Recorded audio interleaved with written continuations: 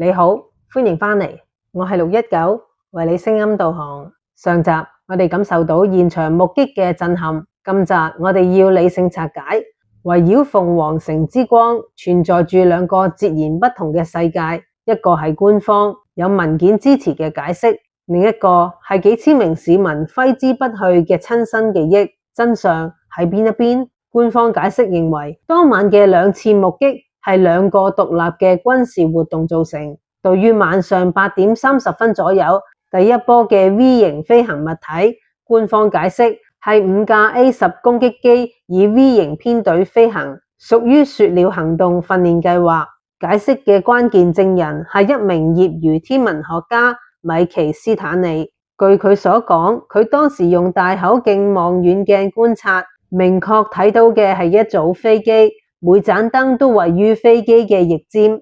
呢啲解釋嘅支持點係編隊飛行高度約1.5萬英尺，導航燈恆亮而非閃爍，地面聽唔到聲音屬正常。對於晚上10點左右第二波懸停光點，官方就解釋係由另一組馬里蘭州國民警衛隊嘅 A-10機隊喺靶場投擲 LUU-2BB 照明彈，原因係照明彈帶有降落傘，燃燒時間長，從遠距離睇就好似懸停喺空中，光點逐一熄滅，係因為佢哋逐一墮落山脈嘅後面。呢方面嘅關鍵證人係參與任務嘅飛行員埃德瓊斯宗教，喺2007年確認當晚佢駕駛咗其中一架投擲照明彈嘅飛機，而照明彈任務係例行訓練。儘管有官方解釋，但係好多疑點仍然無法說服目擊者。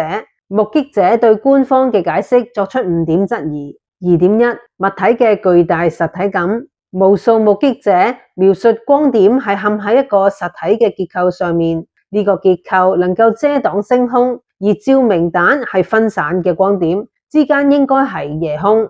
2.2 飛行模式與速度。第一波物體被報告以極慢速度近乎無聲咁低空飛越市區，甚至盤旋。A-10編隊喺高空高速飛行，兩者特徵不符。2.3 時間與地點對唔上。官方聲稱第二波係晚上10點嘅照明彈，但係有好多市民報告喺晚上8點半至9點半之間就睇到山脊有懸停光點。時間嘅差別令照明彈嘅解釋出現漏洞，而地點描述亦同靶場嘅方位有出入。2.4 州長同官員嘅改口。時任州長森明頓最初開玩笑，多年後就嚴肅咁表示自己目睹非人類製造嘅物體，並且批評空軍嘅解釋愚蠢。佢嘅轉變引人深思。